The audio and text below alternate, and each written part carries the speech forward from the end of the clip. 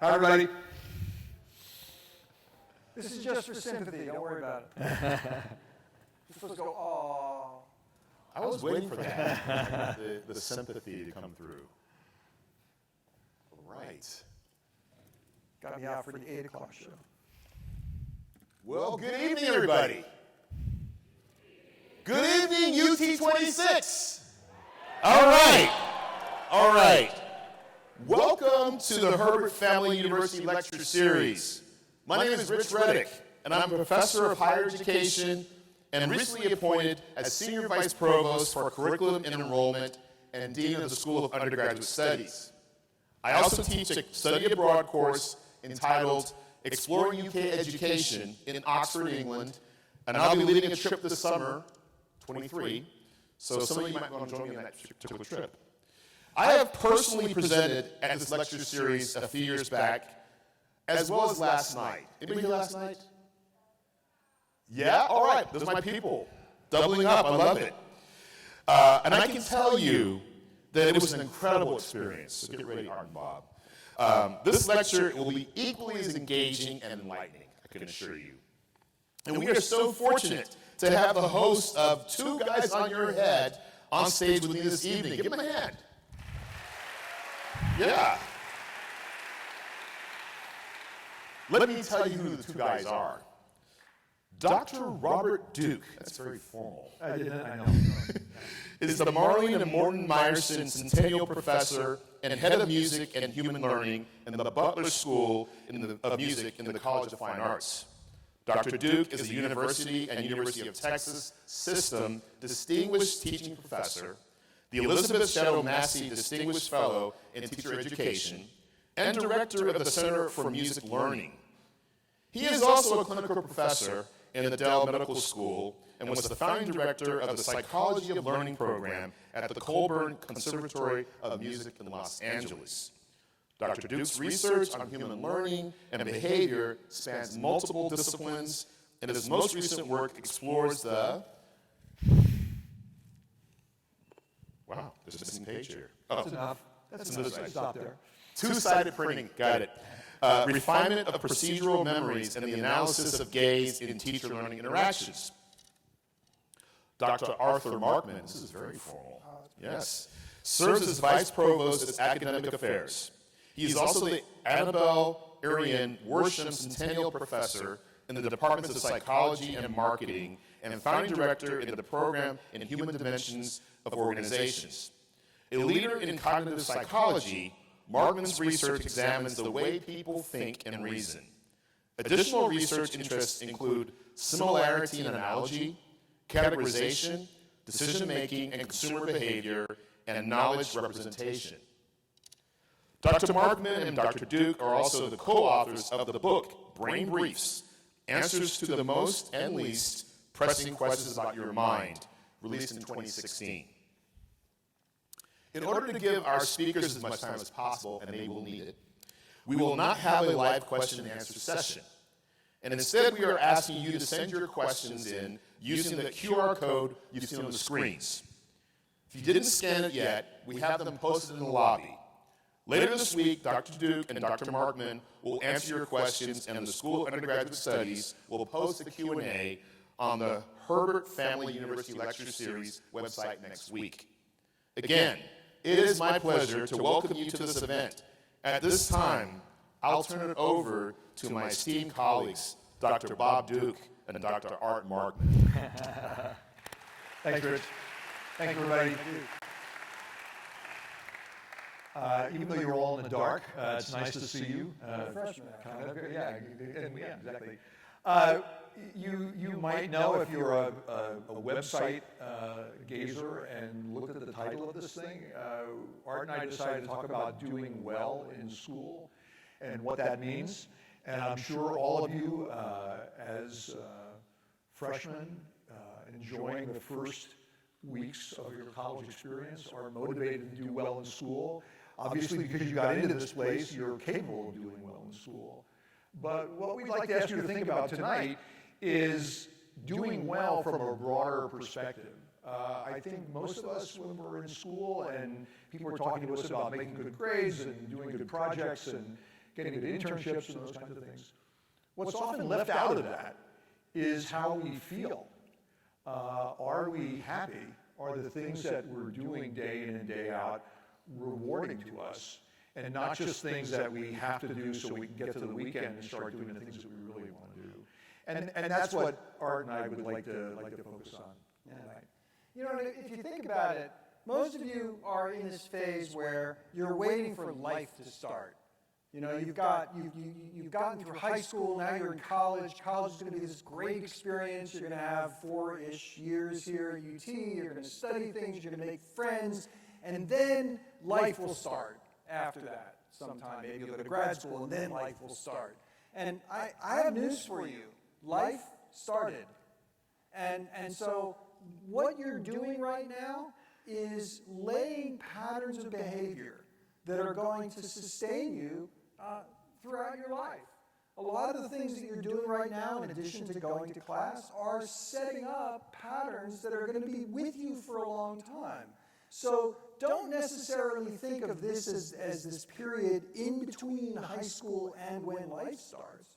What you're doing right now, on top of all of the work that you're doing in your classes, is really setting up routines. And those routines are going to influence not just how you learn things and how you study, they're going to influence how you feel about things, how you interact with friends, how you interact with people you disagree with.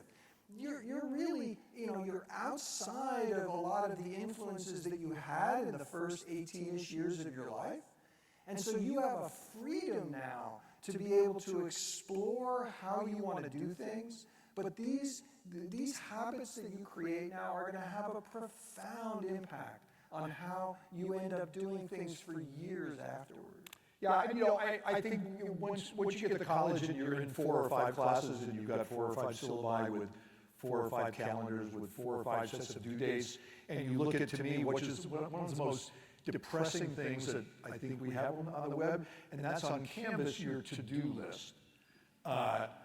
Because it's got everything there. And how can I possibly get through all that stuff? And one thing that Art and I know, being psychologists and thinking very much about human beings and how we operate and how we think and what it means to have a sense of well-being, have a sense of rewarding experiences day in and day out, is having a sense of agency. And what I mean by that is being able to make choices for yourself. And I think it's possible when you come to college and now you have all these professors in your lives who are telling you what you're supposed to do and when you're supposed to do it and when you have to do it, have it done by, that it's easy to stop thinking, I don't have any agency in this. I've got this stuff that I just have to do, and I've got to do this now, and I've got to do this thing tomorrow, and because it says so on the calendar. And one of the things we'd like to invite you to think about is how to set up, as Art's saying, one of those habits of your life of making decisions about when you devote time to the various things that you devote time to, and not allowing the due date calendar to be the defining feature of your life experience. I mean, if you love what you're doing and it's great and you love all these assignments, it's wonderful. But I think most people, there are some assignments that I like a lot and I really want to invest myself in it, and other assignments, it's okay, and other things I just need to get done. And that brings me to something that Art and I talk about every time we give a talk like this. I was talking to a student once who said something about, I've learned to always do my best. Always do my best. And I thought, God, who told you that? What a terrible piece of advice. So what do you mean? I mean, I should always do my best, right? Everything in your life doesn't deserve your best. There are some assignments, like I said, there are some things you can do in some classes that are going to be inspiring to you. You think, man, I really want to just put everything into this thing. And there are other things you just need to get done. And you have the opportunity to make those choices. And not be in a position, because I know that there are some of you in here, even though the lights are dark and I can't see all of you, who I would put in the uptight, bright category, who are very concerned about your grades, very concerned about doing well, and everything seems equally important. And when everything seems equally important, that is a recipe for a stressful life. And what we'd like you to think about is how much opportunity you have as an individual to create experiences for yourself that reduce that stress and give you a sense of you're in control of what's going on and not just at the vicissitudes of the stuff that's happening around you. And I feel like I got to teach something here. So what Bob is talking about is there's a concept in the psychology research literature called the effort-accuracy trade-off. And if you think about it, you've learned over the course of your lives that the harder you work on things, the better you're going to do at those things. The trick in life is not to put in so much effort that you always do great at everything. The trick in life is to figure out where the sort of efficient frontier of the effort accuracy curve is. Meaning, when something requires 10% of your effort, give it that 10% and only that 10%. Give 50% effort to the stuff that requires 50%. Give 100% to the stuff that requires 100%. And let me give you an example from life for a moment. Imagine that somebody came down and gave you the money to buy a new car and said, you can buy any car that costs less than $70,000. I mean, how cool would that be? I bet you would spend a pretty fair amount of time reading car reviews, asking people about how they like some of the cars that they drive, test driving some things, doing all sorts of work in order to figure out which car you should get with this windfall gift. Now imagine that instead somebody gave you $1 and said, go buy a candy bar. So you get to the front of the line in CVS where they have that little floor of candy. You are not going to go through that same elaborate decision process to figure out which candy bar to buy. You are not going to be looking up online reviews for Reese's Pieces rather than Milky Ways. You're not going to be asking your friends for the taste experience associated with a Twix bar. You're just going to pick a candy bar because at the end of the day, even a mediocre candy experience is a pretty good experience, and it'll be good enough, even if it isn't the optimal one. That is the effort-accuracy trade-off. We know how, with at least certain things, how much effort we need to put in. Now you have to discover how much effort do you put into the variety of things that you have to try while you're here. And I have to tell you something. If you never put in too little effort on anything that you do in your entire time here at UT, it means that you are probably putting too much effort into most of the things you're doing. Part of what you need to learn is where's the boundary. And the only way to find that boundary is to miss it a couple of times.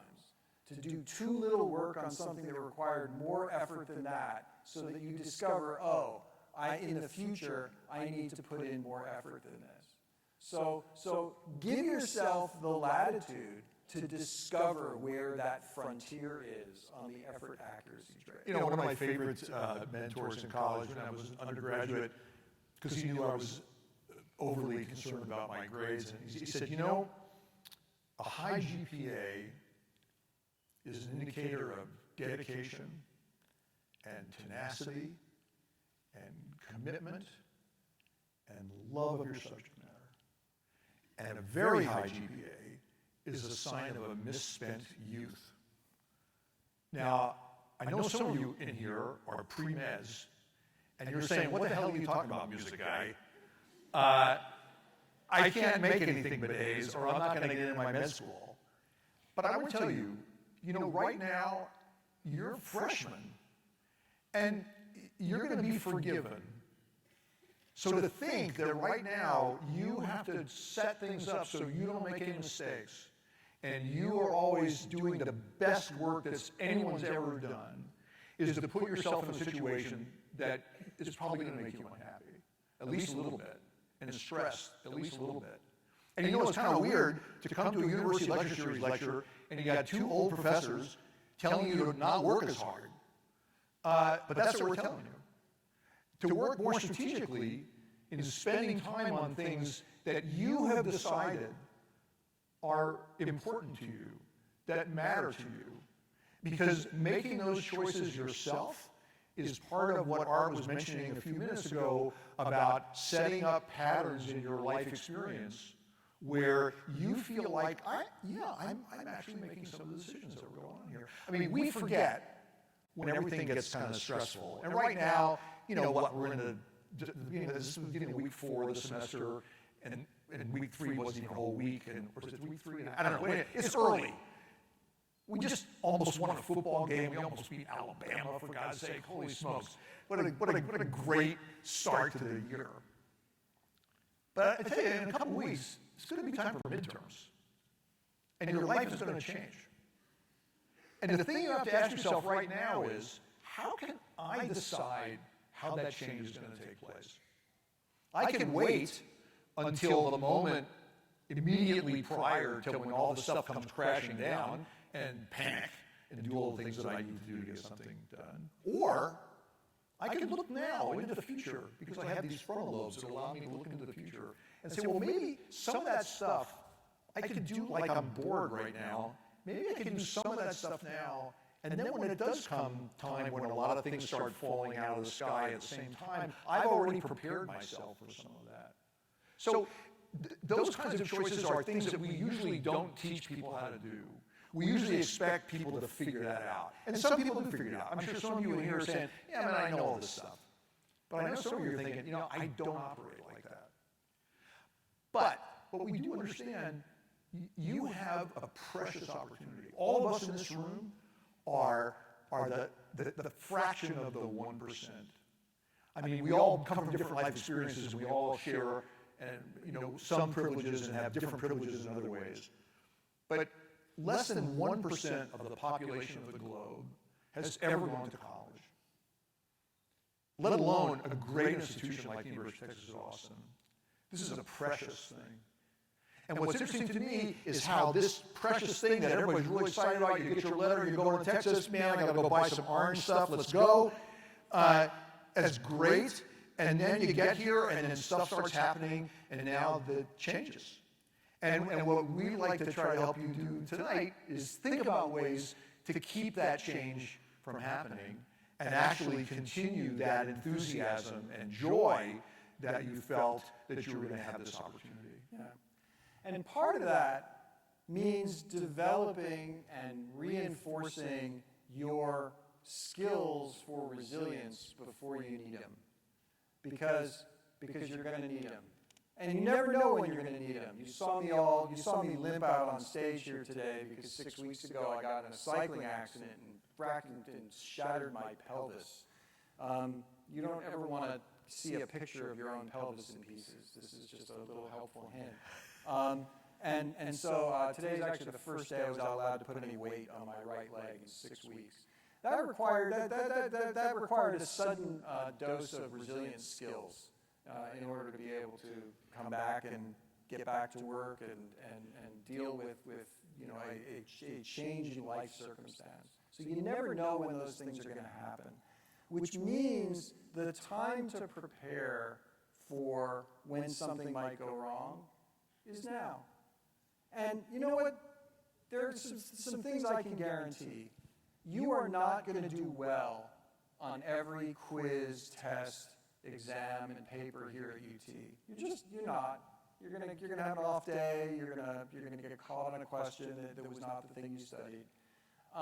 You may question yourself. You may be deep down suffering from a little bit of what they call imposter syndrome, which is this idea that if people knew really who you were, then maybe they wouldn't think you belong where you are. I promise you, all of you belong here. All of you are here because you deserve and belong at the University of Texas. And getting a bad grade on something, doing poorly on an assignment is not an indication that you don't belong here. It is probably an indication that you didn't study hard enough for something or didn't understand the material or whatever it was. It's a sign of something, but it's not a sign that you don't belong here. But it is an opportunity to learn resilience skills, because when you get a bad grade on something, when something doesn't go the way you wanted it to, when you ask your friends to accompany you to some event and they say no, those are all situations that feel bad in the moment. And, that's okay. bad things are going to happen, and you're allowed to feel bad, sad, angry. But the trick is to figure out, how do you correct for that? How do you allow yourself to rise back up and move forward from the events that have happened? And a big part of that is having a good support system. Some of that support system might be friends and family from when you grew up that you may be able to call and get some help from. Some of it may be advisors and folks here in the university who care about your success and are here to listen. But a lot of it is also going to be your friends, the people that you meet here who are going through this same experience with you. Reach out to your friends. Engage with other people. You know, when you get sad, a lot of times what you want to do is shut the light, sit alone, put on some sad music, maybe eat one of those candy bars from the front of the line at CVS. And I think that's okay for a little bit, but reaching out to people and having them get you outside, talking, recognizing that there's more to life than that biology test or that paper in philosophy or whatever it was, because there is.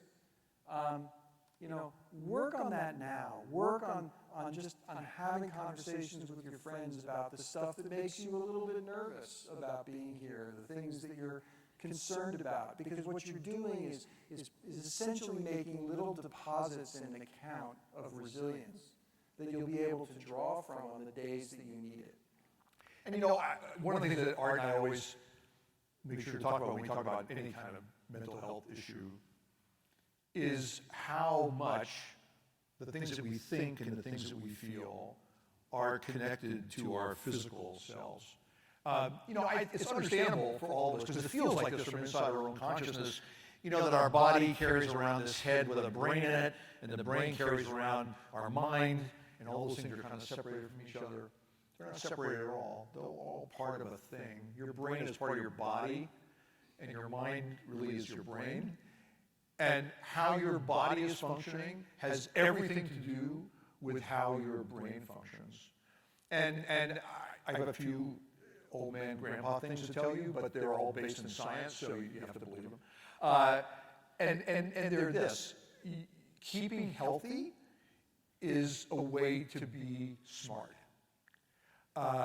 Keeping healthy is a way to succeed academically. And I mean physically healthy, right? Not just having a good attitude, but physically healthy. And one of the most important features of remaining physically healthy is sleeping. Sleep is a critical feature of human function. You have to think, why would so many eons of evolution lead to our species being unconscious a third of every day? Yeah, to put this into perspective, when you turned 18, that means you've been asleep for 6 whole years of your life, okay? I just want to make a fine point of that. Go ahead. Unless you're a compulsive studier, then only maybe 5 years of your life. But anyway, so if there's a reason for that, and two things happen when you sleep. And I'll talk about the physical thing, and well, they're both physical things, but I'll talk about the structural thing about the brain and then what happens in terms of your memory.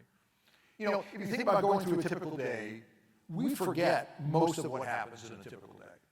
You'll remember everything that you heard here. Yeah, right. You know, what's going to happen, I promise you, since our bringing this up, tomorrow somebody says, hey, did you go to that lecture? I say, oh yeah, I went. What was it about? They talked to 2 old guys, and one guy was on a walker, and you know, somebody said something about sleep, and that's it. You're done. That's all you got. Now, that's not a bug. That's a feature. There'd be no reason for us to remember everything that enters our sense receptors every day. So the question you have to ask yourself, what signals the brain to form a memory? Because they don't all happen right away. Our brains aren't just taking a movie of our life experience. And so what our brains are doing is sort of temporarily storing some stuff that seems like it has some import. And overnight, our brain, through a process that's called consolidation, stabilizes those memories and makes them more resistant to interference and forgetting. Sleep has to be a part of that. So when you say to yourself, well, I'm going to stay up an extra 2 hours and study rather than sleeping, that extra 2 hours may help you do okay on the test that happens at 8 o'clock the next morning, but by 8 o'clock the next morning, all that study you did is going to be gone because your brain will not have had time to consolidate. And the other structural thing I want to say is, our brains are made of many, many, many millions of cells. There are about 86 billion neurons in a brain, but many more numerous other cells that support those neurons. And when we sleep, what our brains do is those cells shrink up a little bit, and cerebrospinal fluid seeps into all those interstices that have been in between the cells, and it removes things, waste products that our cells have produced as a part of that. Without that, all that stuff is just clogging up in there and building up. So when you feel kind of crappy in the morning because you haven't really slept, that's one of the reasons, because you got crap in your brain.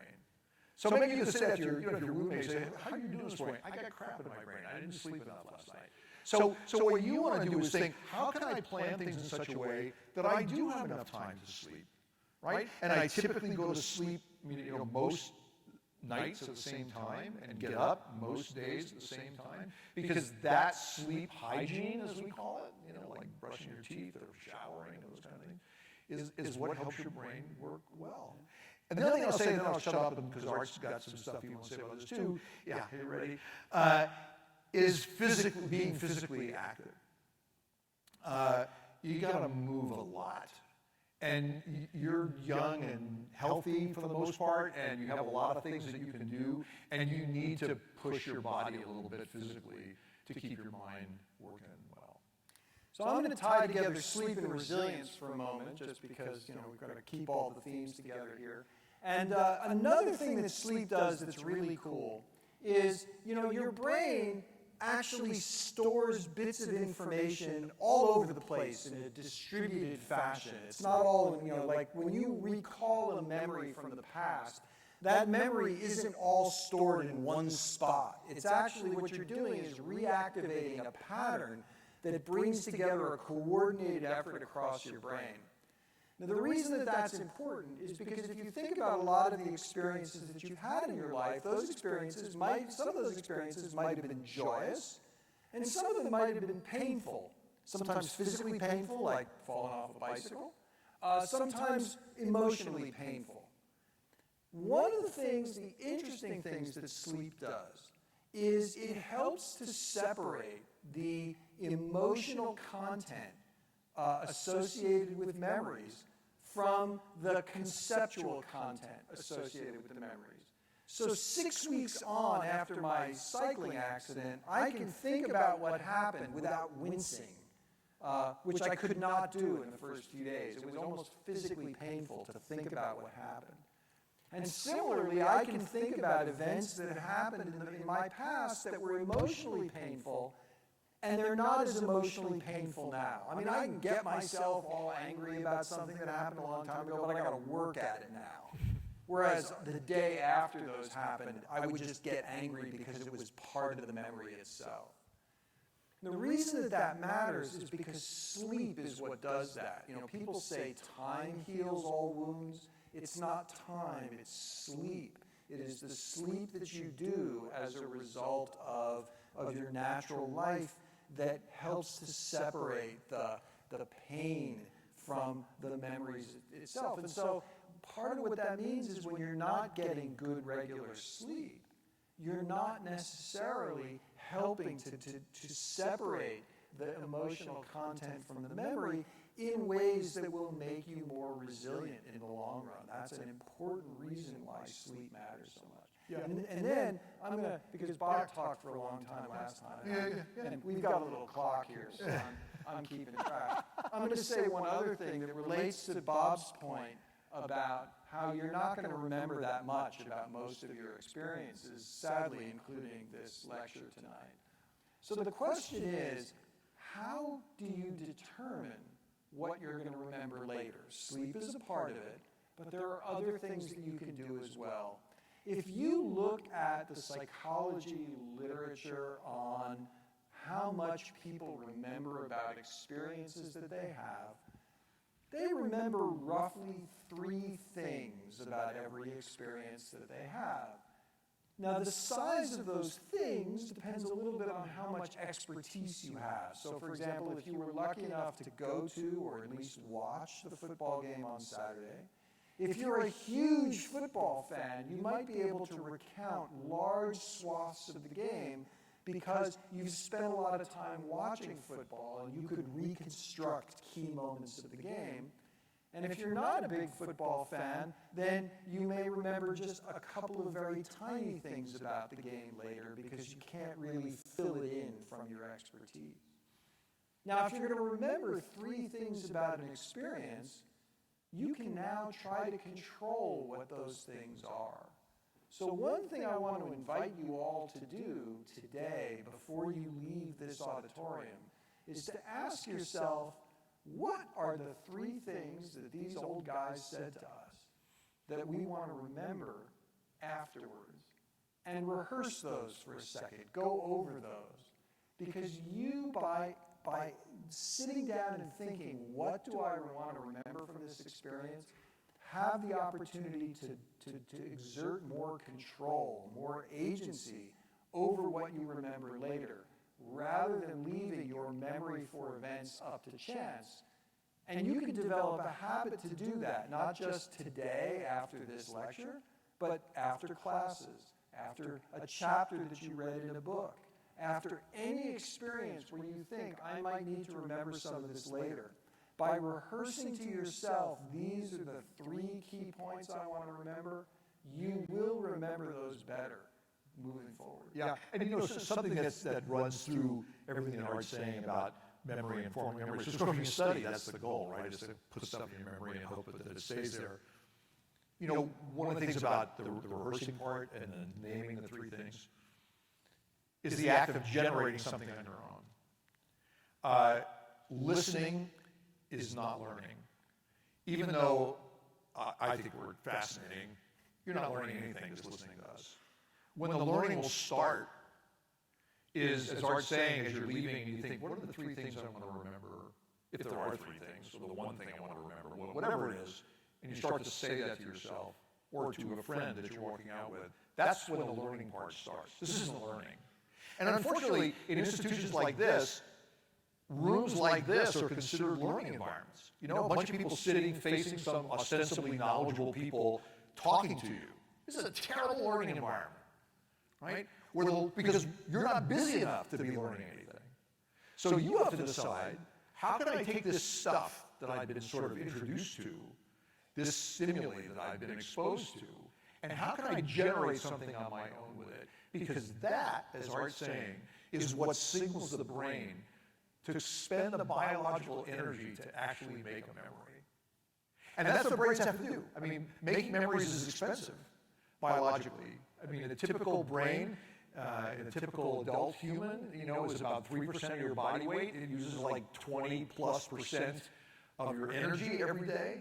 And that's just, not even thinking hard. That's just keeping the lights on, And to think now, okay, what's all that energy doing? Well, when brains remember things, they have to grow new stuff.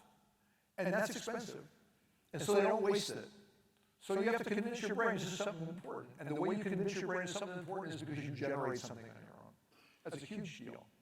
And I think, what we talk about a lot, because obviously we like being here. I mean, when I was sitting where you were sitting, not in this particular room, for example, but I loved school. I liked school was interesting and I was curious. And obviously I liked school so much I never left school. I decided if I stayed there long enough, they'd start paying me to be in school, and that's what happened, and here I am. But the thing that's interesting about this to me, right, is that what made that experience pleasurable and joyful is that I felt like I was making choices, and I wasn't just letting other people choose for me. And it's comforting to think, well, these are smart people, or supposed to be smart people, I'll just ask them what I should do, and I'll do that. Getting advice is good, but if you're not happy, if you don't wake up most days and think, man, I'm glad I'm doing what I'm doing, you need to change something. I had a student come into my office, because I advise undergraduate students, a couple of years ago, and she sat down at my desk and said, oh, Dr. Duke, oh man, I'm so burned out with school. I'm just so burned out. The school is just burned out. She's a sophomore. And I said, well, you should drop out. And see, some of you are laughing. She looked at me, she said, drop out? You're my advisor. You're not supposed to tell me to drop out. But I was serious. I said, you should, if you're this unhappy, you should drop. Now, she didn't drop out. But it never occurred to her that she could drop out. And the fact that she didn't meant that she was choosing to be here. Right? And if you're choosing to be here, what do you want to do to make this experience something that's rewarding to you? Because that's what this is about. It's not just about getting good grades, getting stuff done, getting into med school, getting a great job, pays a lot of money. It's like every day you feel like, I like this. And this is your chance to build a life where every day you think, I like this. And if you don't feel that way, then you need to change something. And there are lots of people on this campus to help you think through what you need to think through to make those changes, including the people that Art were mentioning, your family and friends, your friends you made here at UT, counselors, faculty members. There are a lot of people who want to help you, and I hope you'll avail yourself of those people. So, Bob mentioned at the open that this last week you've seen a lot of syllabi, and there's a bit of a problem that comes with the concept of a syllabus. So a good syllabus tells you this is what we'd like you to learn in this class, and this is all of the reading that you're going to have to do, and these are all the assignments you have to do. That's a great syllabus, and I love good syllabi, but you have to understand that you cannot assume that anyone, even a very smart faculty member at UT who's teaching a class, knows everything that you're going to need to know for the rest of your life. Which means you should not be satisfied just by exploring the stuff that is on the syllabus for the class that you got. Because you have no idea right now what knowledge you're going to need for the rest of your life. In fact, you won't know that you need a particular piece of knowledge until the moment that you use that piece of knowledge and think to yourself, gosh, it's awfully good that I know that. And if you don't know it, you'll never know that you needed it. And I want to tell you a quick story. So when I went to college, I looked through the course catalog and I decided it's my freshman year in college, I am going to take a class that I'm never going to need any of the knowledge from. I said, I'm going to just find something that seems as useless as possible. I'm going to take that class. I don't know why I did that. It just felt like something. You're a weird guy. I was rebellious in that way. So I took a class, and I still remember the class was called Utopias, Visions and Constructions. And we read utopian and dystopian literature, and then we read anthropological studies of communes and other utopian communities that people had formed. I thought to myself when I signed up for this class, I'm never going to need any of this. And as it turns out, years later, I was the founding director of the Human Dimensions of Organizations program, and one of the things that we ended up using in that program was to talk about the stresses of workplaces, because workplaces and schools have always been stressful. People are always looking for ways, how do we create a completely stress-free environment? And when they say that, they think that they're asking a new question. And it turns out all of that utopian literature, which goes back to the novel Utopia by Thomas More, that's hundreds of years old, was all about how do we create a society that will help people to be less stressed by the difficulties of modern life such as it was many hundreds of years ago. Which means that humans have been trying to figure out how to make things less stressful for as long as there have been humans in situations. So it turned out that this class that I took, that I thought was going to be the most useless thing, turned out to have use for me that I completely couldn't expect at the time. And what you're going to discover over the course of your lives is that everything that you take here, every lecture you happen to go to, every book you happen to pick up is going to end up having a nugget in it that at some point is going to trigger something in you, and you're going to end up using it. I mean, that's the beauty of being here, is that nothing, even the stuff you think is completely useless, it isn't. It's going to have an impact on you in ways that you cannot know yet. And part of the reason that the syllabus is a problem is because you should not think that I should only read stuff or encounter stuff or engage with stuff that's on somebody's syllabus. You should also just read some stuff or go to a movie because it seems like an interesting thing to do, or pick up a book that had an interesting cover and read the book just because it had that cover. Yeah. And your entire life will end up being enriched by that because you just can't predict what's going to turn out to be valuable. You know, and one of the things that's sort of indicative of the way Art's talking about all this, we are joyfully curious people.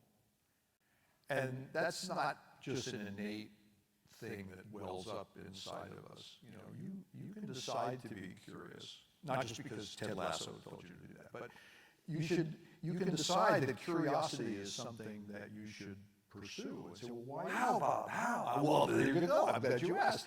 Because often when we're looking at things and Art's saying the syllabus says read this, and then I read that and I stop, often there'll be things in there that I don't really understand this one thing. It said I don't have to understand it because this isn't going to be on the test. Well, go check out something. Not everything, because you don't have time. But you know, one phrase, one question I'd like you to expunge from your thinking, and don't say these things out loud, is when am I ever going to use this? Don't ask that. And I tell you my answer that I come up with whenever a student asks me, you know, when am I ever going to use this? I say, did you go to a movie last week? And often the student will go, yeah, I said that's right. I said, when are you ever going to use that? Right? I mean, the thing is, there are reasons to do things beyond their utilitarian function. And the people who are ultimately successful in whatever their life path is, I mean, it doesn't have to be some high-minded intellectual thing. They are so because they take joy in learning about things. They take joy in finding out about things. And I tell you what has happened to all of you. You've all been to school for much of your lives, and inadvertently, but unfortunately, much of that joy has been stamped out of you. And right now, you're starting on a whole new educational career, and you need to get your joy back, right? When I was my first full-time contractual teaching job, I was a band and orchestra director in Atlanta, Georgia.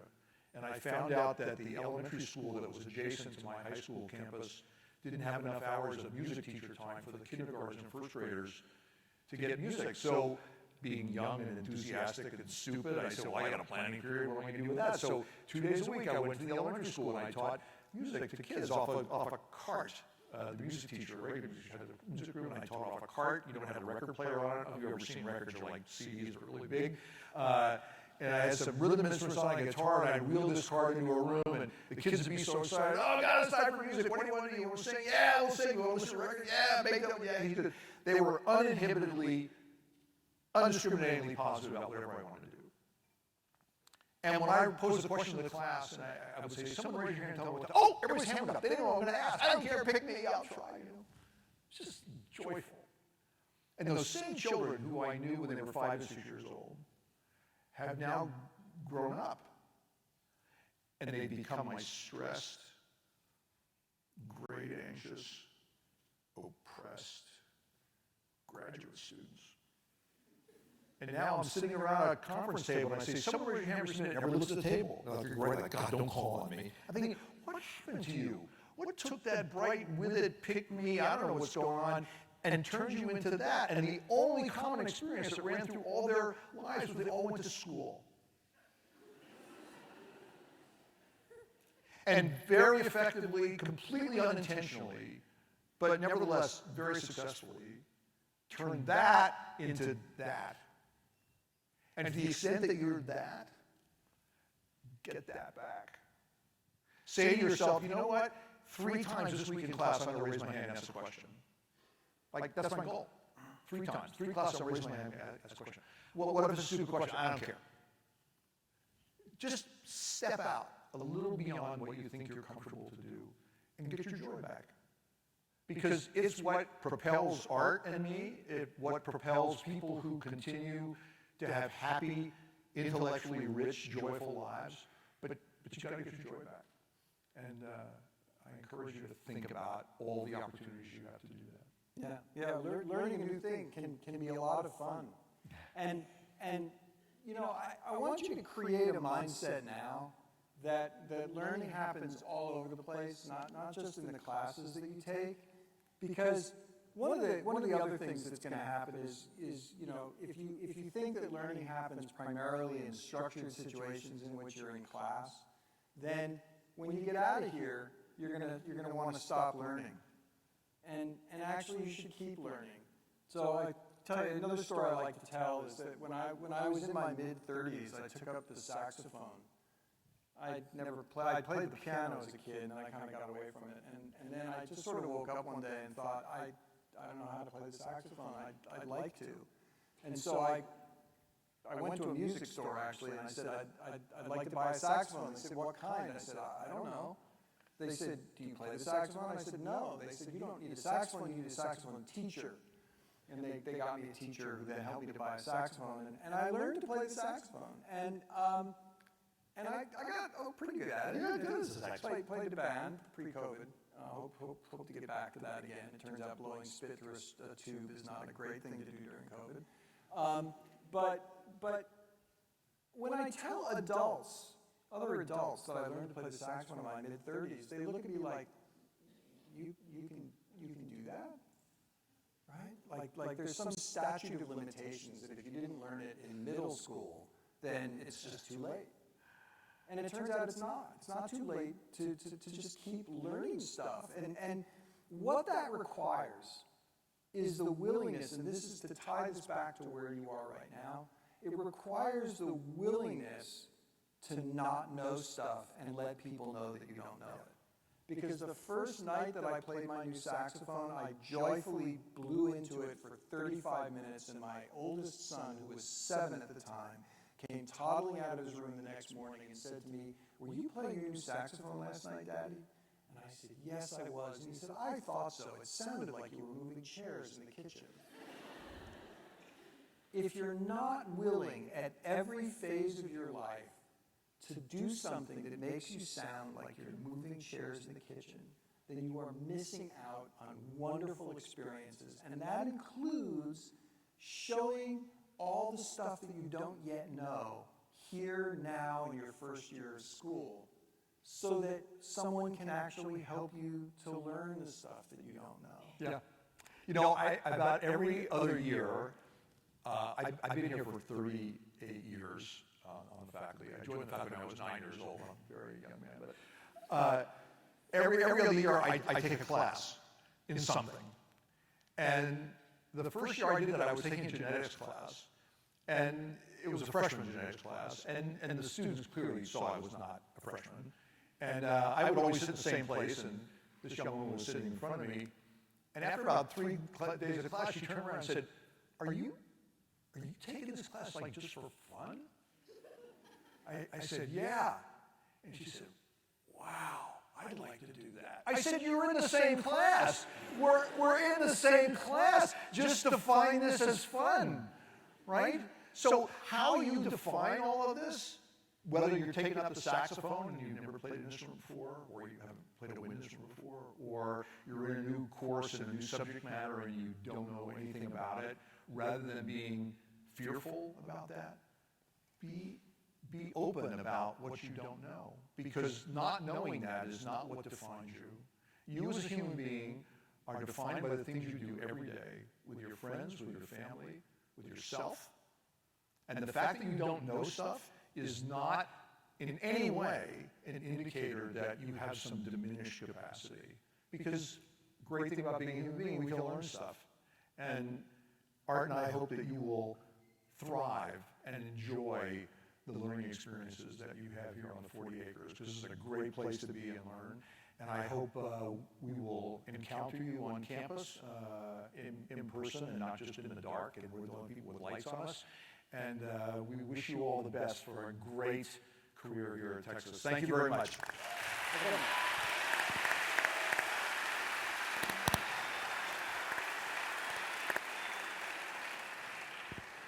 That was incredible. They're as good as advertised. You know, one thing that I think is really important to think about is the fact that Dr. Markman and Dr. Duke mentioned taking classes that you don't necessarily want to take. And we have the Flags program here, and you get to take classes in 6 different areas that you get to decide and choose a class that maybe something you didn't think you were going to explore. So think about that. I want to thank you, Dr. Duke and Dr. Markman, for an incredible lecture. I know I speak for everyone when I say that the important work that you're doing is incredibly central, and how fortunate we are in Austin to have you as faculty members at UT Austin. Just a reminder, this week you can catch both Black Austin Matters and Two Guys in Your Head on KUT 90.5 on Thursday and Friday. I would like to thank the Herbert family for sponsoring the University Lecture Series and for the important work in the School of Undergraduate Studies. In order to give, that's actually almost the last line. Yes. Again, send in your questions. QR codes are at the front. And thank you for being here tonight. Take care. Good night. Hook 'em horns.